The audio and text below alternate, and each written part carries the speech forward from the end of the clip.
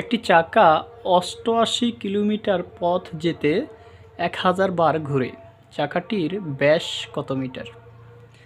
অঙ্কটা ছোট হলেও কিন্তু একটু ক্রিটিক্যাল, তাই না? যে আমাদের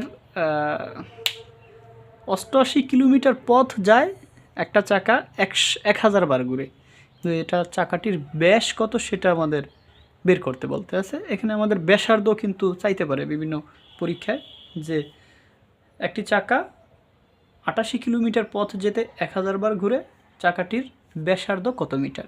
এটাও কিন্তু আমাদের পরীক্ষায় কোশ্চেনে থাকতে পারে। তাহলে আমরা এই অঙ্কটা কীভাবে করতে পারি সেটা হচ্ছে, আমাদের বলা হয়েছে যে চাকাটির ব্যাস কত মিটার। তো এখান থেকে আমাদের একটা কাজ করে নিতে হবে, যেহেতু আমাদের একটা ক্লু দেওয়া আছে যে মিটারে কনভার্ট করে নিতে হবে। তাহলে আমরা এতটুকু কাজ খুব ইজিলি করে নিব, যে আমরা জানি যে ১ কিলোমিটার সমান ১০০০ মিটার। তাহলে আমরা ৮৮ কিলোমিটার সমান ১ কিলোমিটার সমান হচ্ছে আমাদের ১০০০ মিটার। তাহলে ৮৮ কিলোমিটার সমান হচ্ছে আমাদের ৮৮,০০০ মিটার। তাহলে আমরা মিটারে কনভার্ট করে নিয়ে গেলাম। এখন আমাদের বলছে যে ১০০০ বার ঘুরলে এত কিলোমিটার পথ যায়। এই শব্দটা আমরা ইউজ করব, যে ১০০০ বার ঘুরলে ১০০০ বার ঘুরলে পথ অতিক্রম করে এত মিটার। ১০০০ বার ঘুরলে পথ অতিক্রম করে আমাদের ৮৮,০০০ মিটার। ওকে, তাহলে একবার ঘুরলে কতটুকু পথ আমাদের যাবে, তাহলে আমরা কিন্তু এটা বের করতে পারি। সুতরাং একবার ঘুরলে পথ অতিক্রম করবে ৮৮ ভাগ হচ্ছে আমাদের ১০০০। ওকে, ৩টা শূন্য কাটা, তাহলে আমাদের থাকে ৮৮ মিটার। তাহলে একবার ঘুরলে চাকাটি এত মিটার পথ অতিক্রম করবে। এখান থেকে আমরা কি শিখতে পারি সেটা হচ্ছে, যে চাকাটি যখন একবার ঘুরে, একটা চাকা যখন একবার ঘুরে, এই ঘূর্ণমান এখান থেকে যদি শুরু করে এই পর্যন্ত ঘুরতে ঘুরতে আবার এখানে আসে, এটা হচ্ছে পরিসীমা অথবা পরিধি।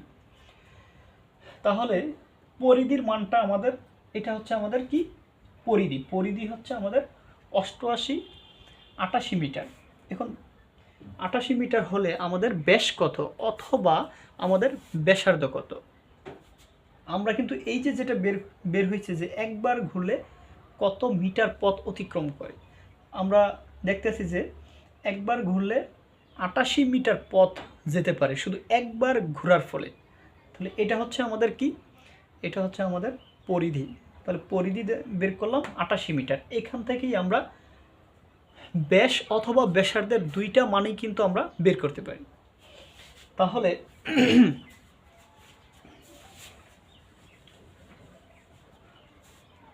পরিধি নির্ণয়ের সূত্র হচ্ছে 2πr। আমাদের এখানে হচ্ছে যে ৮৮। ওকে,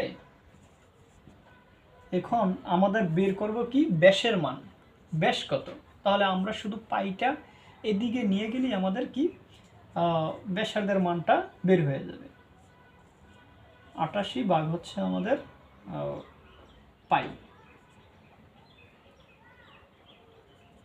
এখন আমরা কি করব, ৮৮ পায়ের মান হচ্ছে 22/7।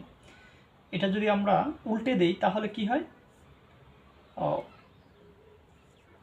৮৮ গুণন উপরে 7, নিচে হচ্ছে আমাদের 22। এটা কাটলে আমাদের হয় 4 4 7 28 মিটার। তাহলে এই প্রশ্নের উত্তর হচ্ছে আমাদের 28 মিটার। আমাদের কিন্তু মিটারে কনভার্ট করতে বলছে, যে চাকাটির ব্যাস কত মিটার। তাহলে আমাদের বের হয়েছে কত, 28 মিটার।